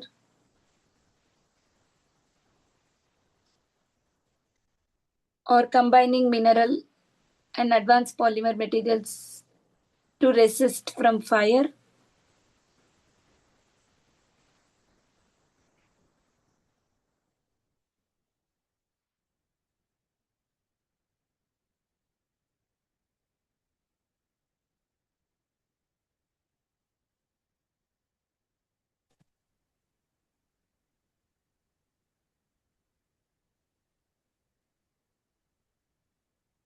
To insulate the wire using micaceous material. Micaceous. Likewise हाँ, फिर आप उसमें PTFE और ईटीएफई को भी दो अलग objective की तरह बता सकते हैं। Okay sir. क्लियर? ऑब्जेक्टिव्स कैसे लिखने हैं, कोई doubt? No no sir. No. अब आते हैं मैडम समरी में। समरी जनरली होती है paraphrased of the independent claim. Independent claim कैसे लिखना है पता है? हाँ, वही सर, एलिमेंट्स सारे लिखने हैं। हाँ जी मैडम। अब वो एलिमेंट्स यानी इंडिपेंडेंट क्लेम को जब आप पैराफ्रेज करते हैं, पैराफ्रेज मैडम समझते हैं ना? Like we have to make the phrase as a paragraph. Paragraph. Yes, आपने जो इंडिपेंडेंट क्लेम लिखा था उसी को आपको ग्रामेटिकली सही तरीके से पैराग्राफ में लिखना है। ओके।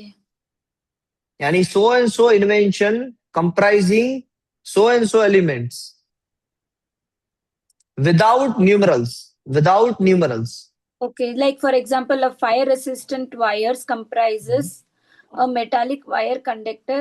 फिर उसका थोड़ा एक जो भी पेपर में, फंक्शनैलिटी या अटैचमेंट आप ऐड कर सकते हैं। and the 2 layers of the mica tape. Hmm Mica tape composed of a micaceous material, hmm uh, and PTFE tape layer. हम्म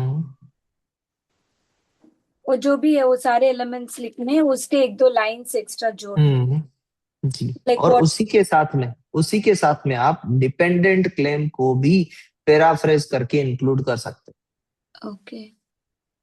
फिर इसको स्टार्ट कैसे करना है, जैसे अभी आपने लिख दिया इस तरीके से, दिस फॉलोइंग इन्वेंशन कंप्राइजिंग, ऐसे लिखा ना? यहां पर आपको स्टार्टिंग करनी है in an aspect of this invention. In an one of the aspect लिखिए, in an one of the aspect, aspect of this invention. फिर अगर मेथड है तो मेथड, या सिस्टम है तो सिस्टम, या फिर जो भी टाइटल है उसके हिसाब से, डिवाइस है तो डिवाइस, मेथड और डिवाइस जो भी आप यूज करें। फोर, फिर टाइटल आएगा यहां पर, इज प्रोवाइडेड। तो टाइटल आएगा सर? हाँ मैडम, यहां से फिर आपको वही लिख देना है पैराफ्रेज करके। और कंप्राइजिंग की जगह पर प्रोवाइडेड को भी आप यूज कर सकते हैं। Okay sir. Is provided with, या फिर कंप्राइजिंग विथ तो भी चलेगा। कॉमा कुछ आएगा ऐसा कुछ? नहीं नहीं नहीं, ये पैराग्राफ ही है, ये पैराग्राफ का प्रीफिक्स है और फिर पैराग्राफ कंटिन्यू रहता है। Sir hello, yes sir. हाँ लिख सर। पाएंगे मैडम? स्टार्टिंग का जो पॉइंट है उसे चेंज कर दीजिए और independent claim and dependent claim को without numerals, without number paraphrase करके लिख दीजिए। सर मैं आज पूरा लिख के जो भी आप सिखा रहे हैं ना, I will do one draft and I will send you. अभी करना है मैडम, अभी करना है जी। तो to add more points from other independent claims in another aspect of this invention, ऐसा करके आप, जैसे हम ऐड करते हैं ना जब इंडिपेंडेंट क्लेम को, या सॉरी डिपेंडेंट क्लेम को, तो ऐसा लिखना है in an another aspect, in an another aspect of this invention.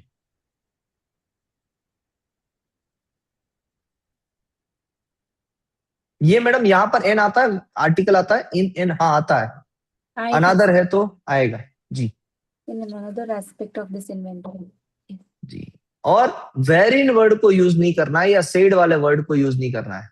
Further comprising वेरिन और सेड आता है ना कोमा के बाद, वो यूज नहीं करना है। Yes sir. तो क्या क्या चीजें नहीं करनी है? न्यूमरल्स न्यूमरल्स नहीं नहीं करने, करनी है, वेरिएंट वेरिन, नहीं करना, said, further said all further comprising नहीं करना है यस सर। जी। तो आप समझ पाए होंगे कि जो वो क्यों नहीं करना, ये वेरिन वाला पार्ट क्यों नहीं करना है, क्योंकि उसी से आप क्या करेंगे, कोमा लगाना पड़ेगा। अगर वेरिन को यूज करते हैं ना तो कोमा लगाना पड़ता है।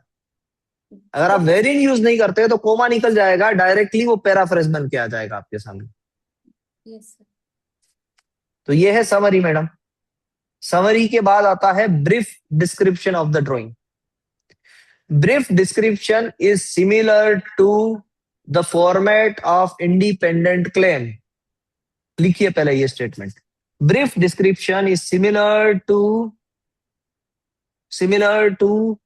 The format of independent claim.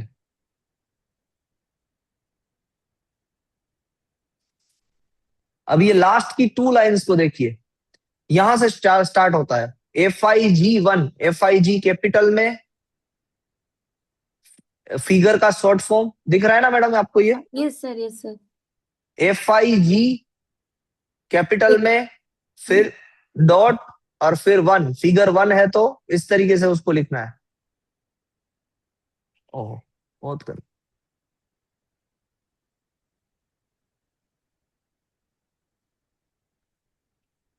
Yes sir.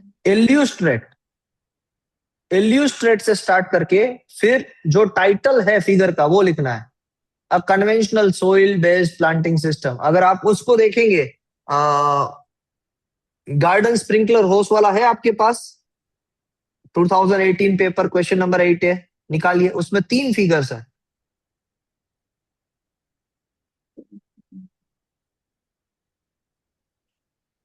ये 2016।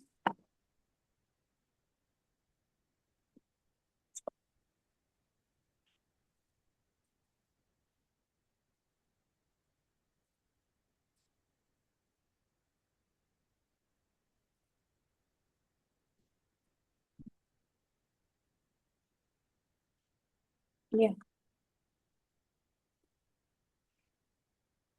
यस। जी मैडम, तो उसमें फर्स्ट फिगर का टाइटल क्या है देखिए।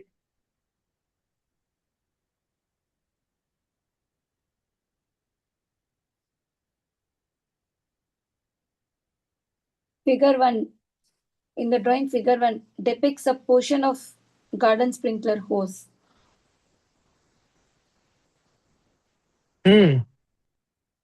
पोर्शन ऑफ गार्डन स्प्रिंकलर होस है ना मैडम, तो हाँ। इसको कैसे लिखेंगे?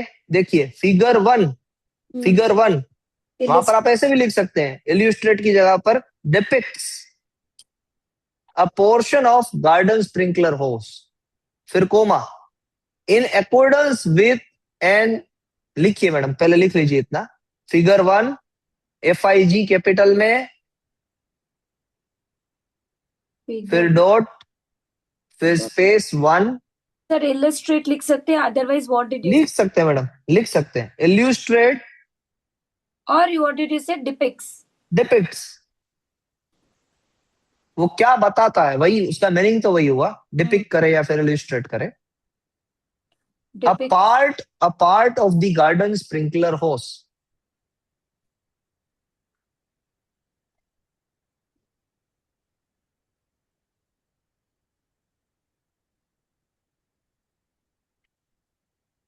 Yes sir. फिर आएगा मैडम कोमा, यस सर। फिर ये लाइन कॉन्स्टेंट ही है सभी में, ओके। इन अकॉर्डेंस विथ,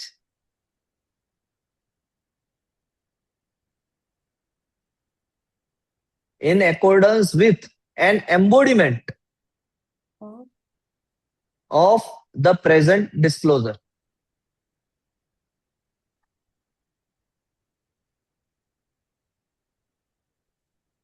फिर सेमी कोलमन, ओके। फिर फिगर 2 का सेम उसी तरीके से एक्सप्लेनेशन, और 3 फिगर है तो फिगर 2 के बाद क्या आएगा madam? Independent claim and, okay, like last body part को इंट्रोड्यूस करने से पहले एंड, सेमीकोलन एंड। हाँ, और लास्ट में फिगर 3 और full stop. Okay, okay, done. तो ये हो गया ब्रीफ डिस्क्रिप्शन का डिटेल्स। Any doubt? सिर्फ इसमें फिगर को एक्सप्लेन करना है सर? एग्जैक्टली, बस दैट्स इट, और कुछ नहीं करना है? कुछ नहीं करना है। सर ये वाले को थोड़ा सा छोटा करिए ना, मैं स्क्रीनशॉट ले लेती हूँ सर। मैडम पूरी की पूरी आपके पास ये है ही, मैंने ऑलरेडी सेंड कर दी ना आपको। कौन सा सर?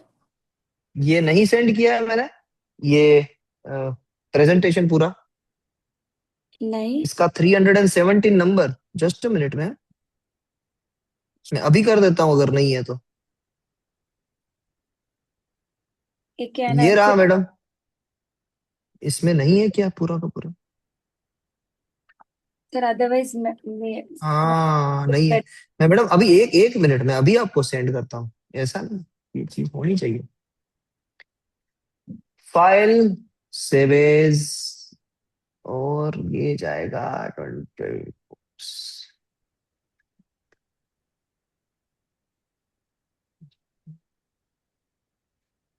ऐसे नहीं करते, कंट्रोल पी। ओके, पीडीएफ, और ऑल पीडीएफ 2026 पेटेंट कोर्स के अंदर है। ऑल पीडीएफ है ही इसके अंदर, तो मैंने आपको सेंड क्यों नहीं किया? आप मेल कर रहे हैं सर? नहीं, मैं व्हाट्सअप कर रहा हूँ madam. Okay sir. Madam mail आप देखते हैं इतने सारे मेल? नहीं देखती हूँ सर।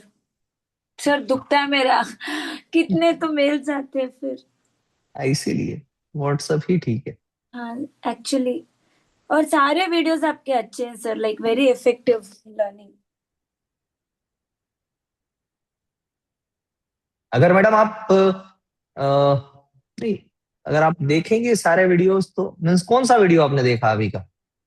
अभी आपने उस दिन भेजा ना सर, वो डिजाइन एक्ट के लिए, लाइक पेटेंट टेस्ट हाँ, 21 दोनों। डेज वाले, हाँ 21 डेज वाले। बट सारे नहीं हाँ देखे सर, एक वीडियो देखा।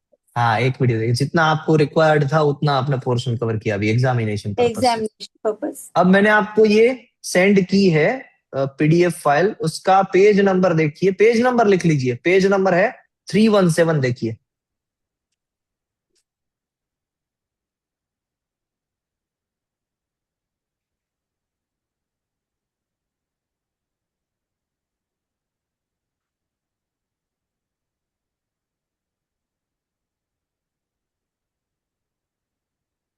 वाह सर, आप कितना मेहनत किए होंगे सर ये सब चीजों के लिए। My God. इसमें ऐसा कुछ नहीं है मैडम, वो सर तो सभी के खुद के इंटरेस्ट है। मैं आपसे ऐसा कहूं कि आपने कितनी एक्सरसाइज करते हैं, आप कितना भूखा रहते हैं, कितनी मेहनत करते हैं आप, अगर मेरे पॉइंट ऑफ व्यू से देखे तो उसमें मेहनत थोड़ी ना है। वो आपको अच्छा लगता है इसीलिए आप करते हैं, मुझे ये अच्छा लगता है मैं ये करता हूँ। Very. Yes sir, 317 drafting.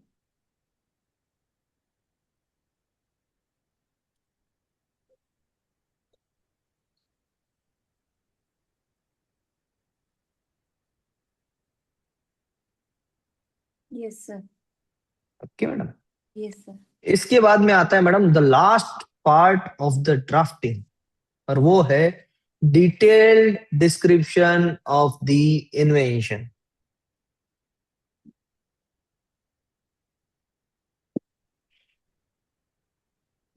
In a complete specification, detailed description of an invention contains the enough detail in order to provide a complete picture of the invention.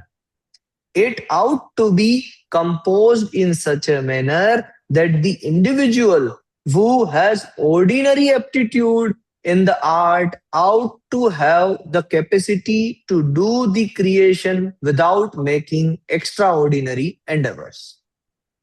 It means आपको ये मानना है कि जो इन्वेंशन था उसे कोई अगर उसको बनाना चाहता है तो वो कैसे बना सकता है, स्टार्टिंग से लेके एंड तक की जितनी भी प्रोसेस आपके दिमाग में आती है वो सारी प्रोसेस डिटेल डिस्क्रिप्शन में लिखनी है।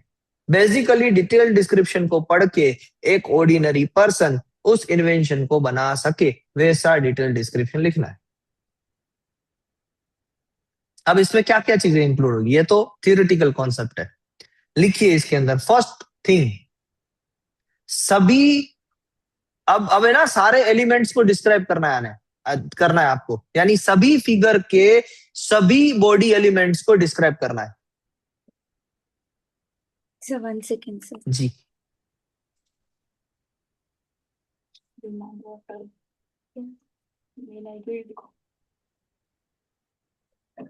क्लास चल रहा है।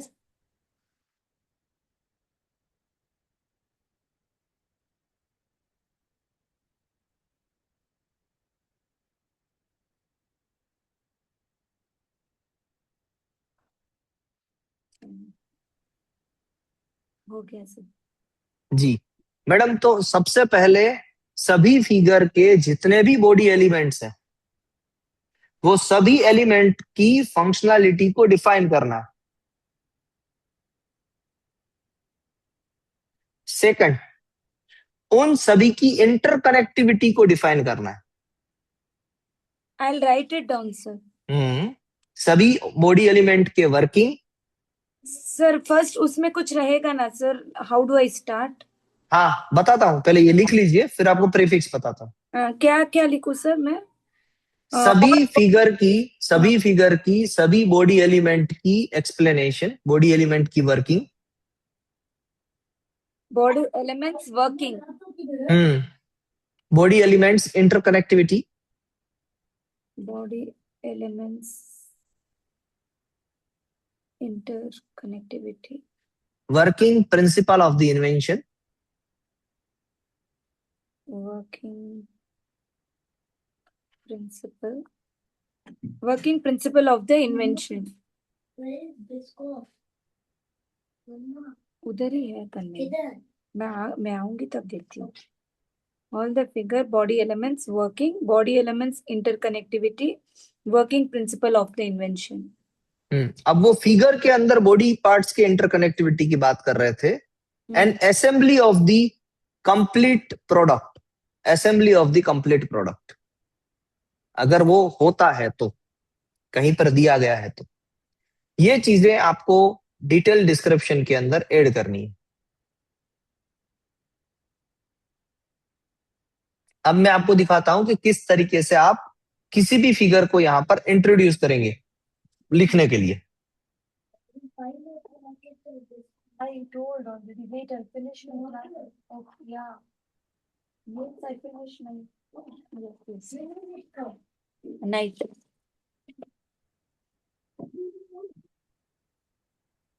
Yes, sir. लिखिए मैडम, इसको स्टार्ट कैसे करेंगे? इन फिगर 1, सपोज हम स्टार्ट कर रहे हैं डिटेल डिस्क्रिप्शन को लिखना, तो प्रीफेस ये होगा इन FIG1, फिर कोमा, इन फिगर 1 दी पहला बॉडी पार्ट, फिर उसके एक्सप्लेनेशन, दूसरा बॉडी पार्ट, फिर उसका एक्सप्लेनेशन, तीसरा बॉडी पार्ट, फिर उसका explanation. First body part, then explanation. इससे अच्छा मैं आपको कहता हूं, इससे अच्छा कहता हूं, वही जो आपने ब्रीफ डिस्क्रिप्शन में लिखा ना मैडम, जो ये पहली line as illustrated in figure 1, उल्टा कर दीजिए सिर्फ आप इसको। ये है फिगर 1 इल्यूस्ट्रेट लिखा है ना, अब ऐसा लिखिए डिटेल डिस्क्रिप्शन में as illustrated in figure 1। As illustrated in figure 1. हाँ, In figure 1. फिर आपको body part 1 as illustrated in figure 1, number 11 represent following thing, a thick wall, number 12 represent following thing, a thin wall, number 14 represent a flexible wall, and number 15 represent apertures into it. और फिर सभी का कि ये जो 11 है वो क्यों रखा गया है, कि भाई फिक्स्ड वॉल से वो सपोर्ट ले सके। फिर 11 एंड 12 किस तरीके से एक दूसरे से कनेक्टेड है, हिंज के साथ, जो भी उसकी इंटरकनेक्टिविटी है, यानी सभी एलिमेंट्स की डिस्क्रिप्शन एंड उनकी इंटरकनेक्टिविटी आपको यहां पर डिफाइन करनी है फिगर में। Yes. वैसी फिगर 1, फिगर 2, फिगर 3, और बाद में आप जाएंगे working principle of the invention के पास। Sir any doubt? पहले फिगर 1 लिखो, उसका सारे एलिमेंट्स लिखो और इंटरकनेक्टिविटी, फिर फिगर 2 उसका सारे एलिमेंट्स और interconnectivity along with the numbers, then figure 3 it can be like paragraph sir, or yes ma'am, figure 1 का सेपरेट पैराग्राफ, फिगर 2 का सेपरेट पैराग्राफ, फिगर 3 का सेपरेट पैराग्राफ। अगर फिगर 1 फिगर 2 में सिमिलर बॉडी एलिमेंट्स हैं, यानी कोई नया एलिमेंट है ही नहीं, तो फिगर 2 का जो पर्पस है वो लिख दीजिए कि फिगर 2 क्या इल्यूस्ट्रेट कर रहा है। फिगर 2 बता रहा है कि नैरोअर एरिया में कम एंगल है तो पानी पहुंचाया जा रहा है, ब्रॉडर एरिया में जब एंगल को आप और बढ़ा सकते हैं तो एरिया में पानी पहुंचाया जा सकता है, लाइक वाइज कंडीशन। ओके जो फिगर वो बताना चाहती है वो लिख दीजिए, अगर बॉडी एलिमेंट सेम है तो। सर, फिर क्या डिफरेंस है सर ब्रीफ और डिटेल में? ब्रीफ में सिर्फ हम लोग ब्रीफ में सिर्फ हम ये बताते हैं कि हमने कितनी ड्राइंग्स ऐड की है। ओके डिटेल में हम ये बताते हैं कि वो ड्राइंग्स क्या कहना चाहती है, okay explanation of that drawings. And ये सारी चीजें जब हम ब्रीफ एंड डिटेल डिस्क्रिप्शन जो लिखते हैं ना मैडम, उसी के बेसिस पे क्लेम्स बनते हैं। हालांकि हम अपनी पढ़ाई के लिए उल्टा कर रहे हैं। हम्म हमने क्या किया, पहले क्लेम बना लिए फिर जाके हम ये चीजें कर रहे हैं। हम्म पढ़ाई में ये आसान रहता है, एग्जाम पेपर लिखने में ये आसान रहता है, बट एक्चुअल फैक्ट में अगर देखने जाओ तो डिटेल डिस्क्रिप्शन लिखने के बाद आप क्लेम्स लिखते हैं। ओके सर वो सारी इंफॉर्मेशन डिटेल डिस्क्रिप्शन से ही आनी चाहिए। अगर आपने कुछ भी चीज ऐसी क्लेम में ऐड कर दी जो आपके डिटेल डिस्क्रिप्शन में नहीं है, तो उसे डिस्क्लेम माना जाएगा। लाइक इन एक्चुअल हाँ, एक्चुअली में प्रैक्टिकल अगर आपने ऐसा कोई क्लेम लिख दिया जिसकी कुछ भी रिलेवेंस डिटेल डिस्क्रिप्शन में नहीं है, तो उसे क्लेम माना ही नहीं जाएगा। ओके ओके तो अब आपको गार्डन स्प्रिंकलर होस का कंप्लीट स्पेसिफिकेशन 353 हुए हैं आपको बाय 4:30। अगर आपके बच्चे को कोई काम नहीं है तो 4:30, या फिर आप पहले उनका काम खत्म करके फिर सबमिट कीजिए 5 बजे तक। यस सर, मैं उनका फिनिश करके with in 5 o'clock I finish. आप सिर्फ सीक्वेंस लिख लीजिए पहले, तो पहला पेज का तो सीक्वेंस आपको पता है। हाँ वो पता है सर, आफ्टर दैट पता है। टाइप। हाँ, फिर क्या होगा madam? Sir preamble to the description तक पता है, वो फिर हो गया। फिर field of invention. Okay, second. Field of invention, फिर background, third. Brief description sir. नहीं, third objectives of the invention. Okay objective, sorry sir, objective fourth brief description. Summary of the invention. Summary के बाद brief description of the invention. Okay sir, फिर detail detail description of the invention. फिर claims. Claims, independent फिर abstract. Claims, abstract. बस इतना लिख के आप मुझे भेजिए, वो मैं चेक कर लूंगा आज के दिन में। दो आपको लिखने हैं अगर आपके पास टाइम है तो। एक तो आपको लिखना है ये गार्डन स्प्रिंकलर होस वाला, दूसरा लिखना है वो फायर रेजिस्टेंस वायर वाला। Yes sir. ओके मैडम, तो आज के लिए बस इतना ही। ये दोनों एक्सरसाइज चेक होगी और कल से हम वापस सेक्शन से आगे बढ़ेंगे। हाँ जी sir. Okay ma'am, have a I will, nice day. Thank you sir, I will finish and send you. जी। Thank you.